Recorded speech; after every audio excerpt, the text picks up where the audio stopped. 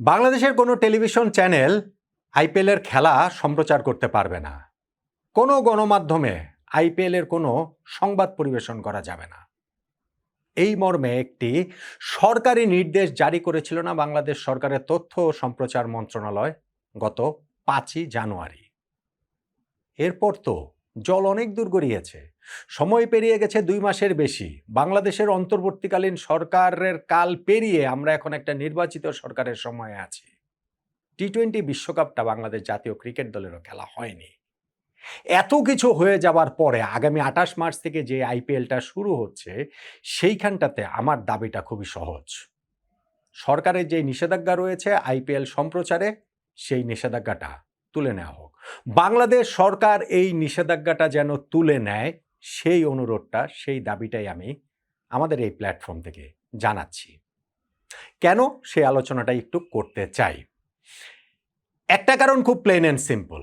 আমার দর্শন, জীবন দর্শনটা হচ্ছে গিয়ে এরকম: ভালোবাসায় ভালোবাসা বাড়ে, ঘৃণায় বাড়ে ঘৃণা।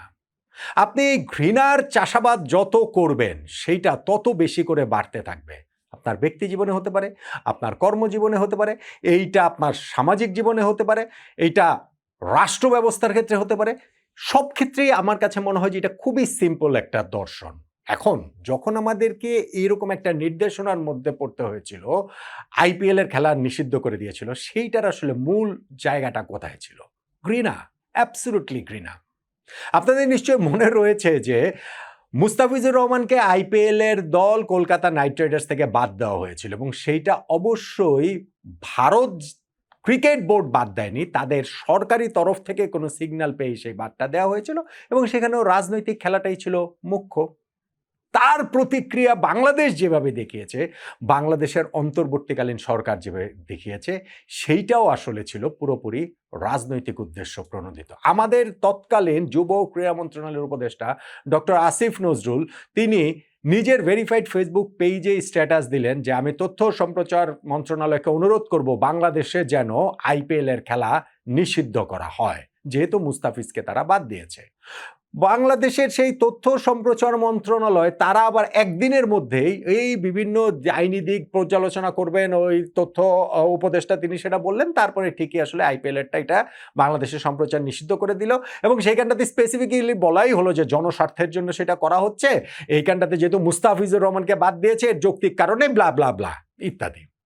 কিন্তু পুরো খেলাটাই তো রাজনৈতিক ছিল না, এবং সেই রাজনৈতিক খেলার বলি আলটিমেটলি গিয়ে বাংলাদেশ ক্রিকেট হয়েছে। বাংলাদেশ শেষ পর্যন্ত টি-20 বিশ্বকাপে অংশ নেয়নি। কেন নেয়নি, কিভাবে নেয়নি, অনেক আলোচনা করেছে, কিন্তু আমার bottom line plain and simple, সেইটা হচ্ছে গিয়ে রাজনৈতিক কারণেই আমরা আসলে ওই বিশ্বকাপটা খেলতে পারিনি। বাংলাদেশে যদি জাতীয় নির্বাচনটা 12ই ফেব্রুয়ারি না হয়ে ধরেন 12ই জানুয়ারি হতো, কিংবা বিশ্বকাপ ক্রিকেটটা যদি 7ই ফেব্রুয়ারি থেকে শুরু না হয়ে 7ই মার্চ থেকে শুরু হতো, এই দুইটা ঘটনার একটা ঘটনা যদি ঘটতো, তাহলেই বাংলাদেশ বিশ্বকাপ ক্রিকেটে অংশ নিত। আমি নিশ্চিত বাংলাদেশ অংশ নিতই নিত, এবং আমি নিশ্চিত যে আপনারাও অনেকে আমার এটার বক্তব্যের সঙ্গে একমত হবেন। তার মানে আমরা রাজনৈতিক কারণে সেই অংশটা নিতে পারিনি। কিন্তু আপনি দেখেন, এই যে হাততালি পাওয়ার জন্য, পাবলিকের বাহবা পাওয়ার জন্য আইপিএল এর খেলা বাংলাদেশে সম্প্রচার যে নিষিদ্ধ করার ঘোষণাটা অনুরোধ জানালেন আমাদের যুব ক্রীড়া মন্ত্রণালয়ের উপদেষ্টা ডক্টর আসিফ নজরুল, সেইটা আবার তথ্য ও সম্প্রচার মন্ত্রণালয় অনুমোদন করে দিল, তারা সেইটা জানিয়ে দিল যে সম্প্রচার করা যাবে না। এই পাবলিক হাততালি যে তারা কোরালেন, ওয়ার্ল্ড কাপের খেলাগুলো তাহলে কেন বাংলাদেশে নিষিদ্ধ করা হয়নি? আইপিএলে তো বাংলাদেশের একজন মাত্র ক্রিকেটার মুস্তাফিজ ছিলেন, তিনি কলকাতা নাইট রাইডার্সে ছিলেন, তাকে আসলে খেলা হলো না, এই কারণেই তো নিষিদ্ধ করেছে। ওয়ার্ল্ড কাপ ক্রিকেটে তো পুরো বাংলাদেশ দলই ছিল রে ভাই। এখন আমি ধরলাম এটা আইসিসির দোষে বাংলাদেশ খেলতে পারেনি, আমি ধরলাম এটা ভারতের ক্রিকেট বোর্ডের দোষে বাংলাদেশ খেলতে পারেনি, বাংলাদেশ সরকারের, বাংলাদেশ ক্রিকেট বোর্ডের কারো কোনো দোষ ছিল না, তাদের দোষেই পারেনি। কিন্তু বাংলাদেশ ওয়ার্ল্ড কাপ খেলেনি, এটা তো সত্যি। সেই ওয়ার্ল্ড কাপের খেলাগুলো বাংলাদেশে কেন সম্প্রচার হয়েছে? সেই ওয়ার্ল্ড কাপের খেলাগুলোর কি কারণে বাংলাদেশে সংবাদ সম্প্রচার করা হয়েছে? গণমাধ্যমে সেই ক্ষেত্রে কেন কোনো নিষেধাজ্ঞা ছিল না? পুরো বাংলাদেশ দল খেলছে না, পুরো বাংলাদেশের একটা জাতির আবেগ যেটার সঙ্গে জড়িত, একটা ওয়ার্ল্ড কাপের সঙ্গে জড়িত। আমরা গত এই 27 বছরে 1999 সালে প্রথম বিশ্বকাপ খেলেছি, এই 27 বছরে যে 16টা বিশ্বকাপ হয়েছে, 9টা টি-20 বিশ্বকাপ, 7টা ওয়ানডে বিশ্বকাপ, সবগুলোতে বাংলাদেশ অংশ নিয়েছে। এইবারে বিশ্বকাপে খেলার আমরা যোগ্যতা অর্জন করেছিলাম, সেইটাতে আমরা যে অংশ নেইনি, ওইখানটাতে আমাদের এই জাতির জাত্যাভিমানে লেগে আমাদের জাতিগতভাবে ওয়ার্ল্ড কাপের খেলা সম্প্রচার করেন নাই কেন? মানে নিষিদ্ধ করেন নাই কেন? ওয়ার্ল্ড কাপের খেলা তো ঠিকই সম্প্রচারিত হয়েছে। তো পুরো বাংলাদেশ দল খেললো না, সেই ওয়ার্ল্ড কাপ যদি বাংলাদেশে সম্প্রচারিত হতে কোনো বাধা না থাকে, তাহলে আইপিএল সম্প্রচারিত হতে সমস্যাটা কোথায়? যেইখানটাতে শুধুমাত্র আমাদের একজন ক্রিকেটার ছিল। মুস্তাফিজকে তারা যেভাবে বাদ দিয়েছে সেটা ঠিক হয়নি। অ্যাবসোলিউটলি সেটা রং ছিল এবং অ্যাবসোলিউটলি সেটা রাজনৈতিক সিদ্ধান্ত ছিল। এইখানটাতে মেক নো মিস্টেক, এখানটাতে ভুল বোঝার, ভুল করার কোনো জায়গা নেই। কিন্তু তার মানে কি এইটা যে আমরা এই ঘৃণার চর্চাটা করতেই থাকবো? অনেক তো হলো না? ঘৃণার চাষাবাদ যতই করবেন শেষ পর্যন্ত গিয়ে কি লাভ? এর চেয়ে একটা ভালোবাসার বীজ বোনেন না। দেখি না আমাদের সেই পারস্পরিক সেই সম্প্রীতির জায়গাটা আবার ফেরত আসে কিনা। এই দুইটা দেশের মধ্যে যে শত্রু খেলা, সেই শত্রু খেলা খেলে কার কি লাভ হচ্ছে আমাকে বলেন তো দেখি। এই যে বাংলাদেশ একটা টি-20 ওয়ার্ল্ড কাপ খেলো না, বাংলাদেশ এখান থেকে কি অ্যাচিভ করেছে? আমাদের এইখান থেকে কি মর্যাদার ট্রফি, আমাদেরকে আইসিসি থেকে বিশেষ কোনো ট্রফি দেওয়া হয়েছে? তো ওই যে বাংলাদেশ ছাড়া বিশ্বকাপটা হয়ে গেছে না, সেখানটাতে কি হয়েছে? হ্যাঁ, আয়োজক যে ভারতে গিয়ে আমরা খেলবো না এরকম একটা কথা বলেছে, সেখানে স্কটল্যান্ডকে নিয়ে ওয়ার্ল্ড কাপটা আসলে আয়োজন করে ফেলেছে। কিন্তু এটা ভারতের জন্য তো ভালো হয় নাই, অ্যাবসোলুটলি ভালো হয় নাই। কারণ হচ্ছে কি, এই যে জায়গাটা, ঘৃণার যে জায়গাটা, সেইটা ভবিষ্যতের জন্য, ভবিষ্যৎ ক্রিকেট সম্পর্কের জন্য, ভবিষ্যতে এরকম যখন ওয়ার্ল্ড কাপ বা এরকম কোনো আসর হবে, সেই জায়গাগুলোতে কি হবে ওইটাও তো আমাদের আসলে ভেবে দেখতে হবে।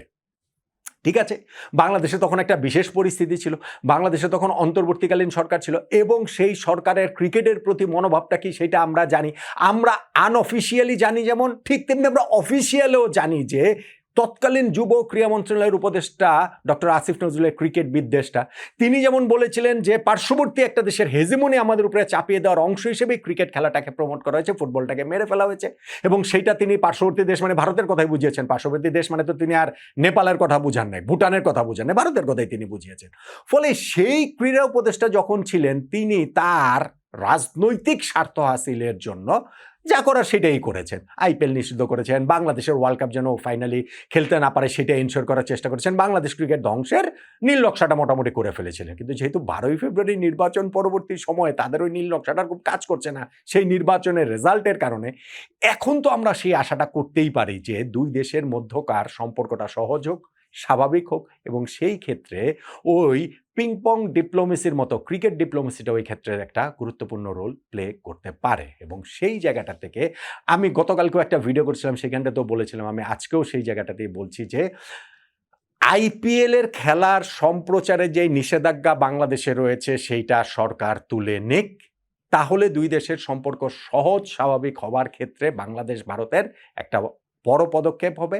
তাহলে সেপ্টেম্বর মাসে ভারতের যে বাংলাদেশ সফরে আসার কথা 3টা ওয়ানডে 3টা টি-20 খেলার জন্য, সেই সফরটা অনেক বেশি নিশ্চিত হবে। আমাদের যুব ক্রীড়া মন্ত্রণালয়ের নতুন যিনি প্রতিমন্ত্রী আমিনুল হক, তিনি নিজে একজন স্পোর্টসম্যান, তিনি নিজে একজন হচ্ছে গিয়ে ফুটবলের জাতীয় দলের গোলকিপার, ক্যাপ্টেন ছিলেন এবং তিনি নিজে স্পোর্টসটা খুব ভালোভাবে বোঝেন। রাজনীতির বাইরে কোনো কিছু নাই, এইটা আমরা যত বড় বড় কথাই বলি না কেন, কিন্তু সেইটাকে মাথায় রেখেও ভারত বাংলাদেশের ক্রিকেট সম্পর্কটা স্বাভাবিক করার জন্য, সহজ করার জন্য আমি মনে করি যে আমাদের ক্রিকেটের ভবিষ্যৎ পথ চলাটা একটু যাতে কোনো ঝামেলার মধ্যে না পড়ে, সেই ক্ষেত্রে ভারতের বাংলাদেশ সফরে আসাটা গুরুত্বপূর্ণ। আর সেই জন্য এই ক্রিকেট বোর্ডের আন্ডারে আসবে বলে আমার মনে হয় না। আচ্ছা, আমিনুল ইসলাম বুলবুলের এই ক্রিকেট বোর্ড থাকবেও না, সেইটা অন্য আলোচনা, সেইটা এখানে নাই বা করলাম।